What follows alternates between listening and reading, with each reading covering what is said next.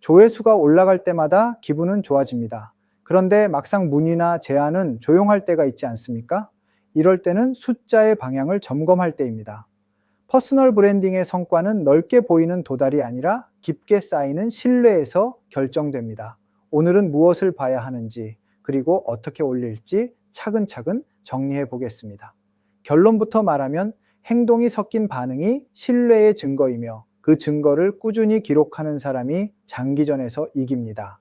먼저 신뢰도 지표가 무엇인지부터 정의하겠습니다.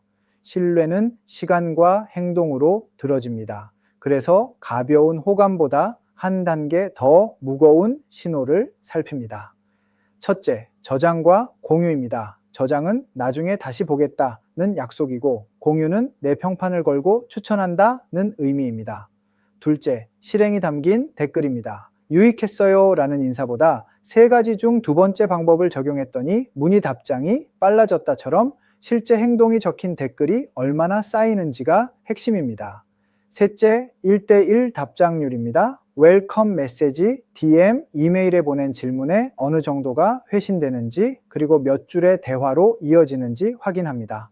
넷째, 재방문과 체류입니다. 같은 사람이 다시 와서 끝까지 보는지, 라이브에서 채팅에 참여하는지 살펴봅니다. 다섯째, 초대와 추천입니다. 지인을 데려왔다, 팀 회의에 공유했다 같은 말은 가장 강한 신뢰 신호입니다. 이렇게 보시면 조회수라는 큰 파도보다 관계의 결이 더 또렷하게 보이지 않습니까? 이해를 돕기 위해 짧은 사례를 하나 들려드리겠습니다. 한 독립 디자이너가 있었습니다. 릴스 조회수는 늘 비슷한 수준이었지만 저장률이 꾸준히 높게 나왔습니다. 댓글에는 제안서에 바로 적용했다, 팀에 돌렸다 같은 문장이 반복되었습니다.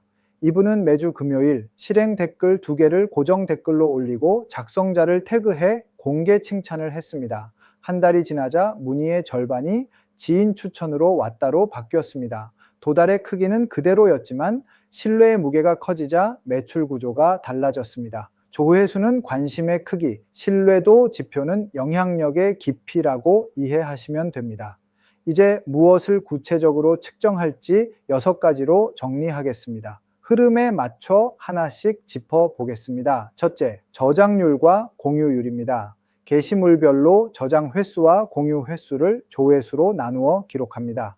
채널마다 기준은 다르지만 저장률이 일정 수준에 근접하면 메시지가 실행형으로 들린다고 볼 수 있습니다.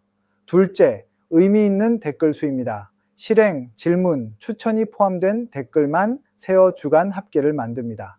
셋째, 답장률입니다. 웰컴 메시지, 뉴스레터, DM에 대한 회신 비율을 구분해 적습니다.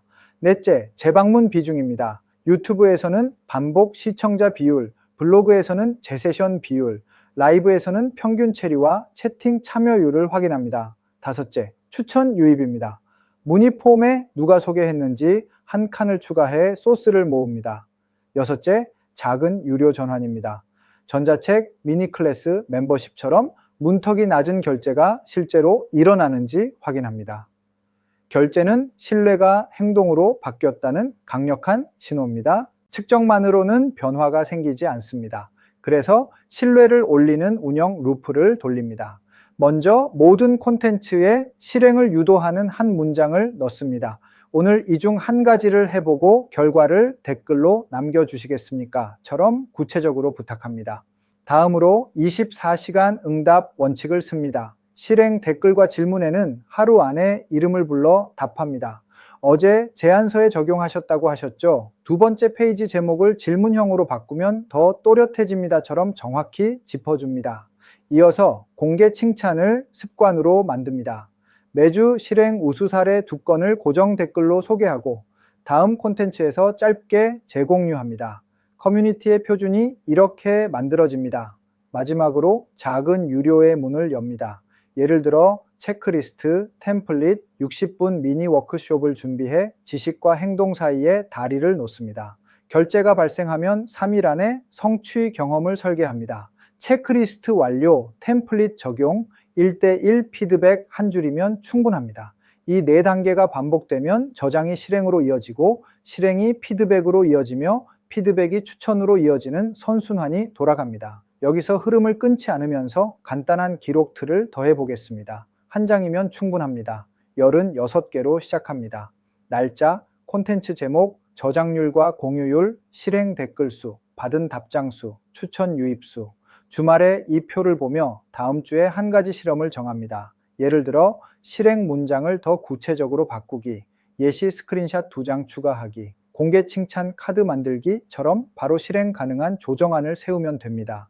월말에는 신뢰 지표가 높게 나온 5개의 콘텐츠를 모아 공통점을 정리합니다.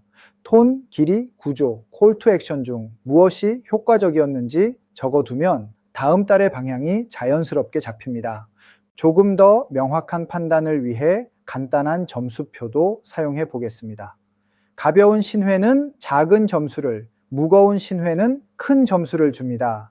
예를 들어 저장에 1점, 공유에 2점, 실행 댓글에 3점, DM이나 이메일에 답장에 3점, 추천 유입에 5점, 작은 유료 전환에 5점을 부여합니다.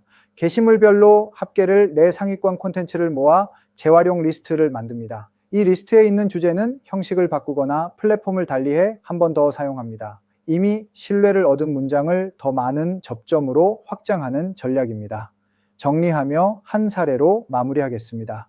한 커리어 코치는 예전에는 조회수만 바라보며 긴 강의 위주로 운영했습니다. 이후에는 매 영상에 3일 실행 미션을 붙이고 실행 댓글을 라이브에서 공개 피드백했습니다. 뉴스레터에는 한 문장 질문을 넣어 답장률을 추적했습니다. 3달 뒤 총 조회수는 거의 같았지만 저장률은 2배, 실행 댓글은 3배가 되었습니다. 특히 멤버십 유지율과 추천 유입이 눈에 띄게 올랐습니다.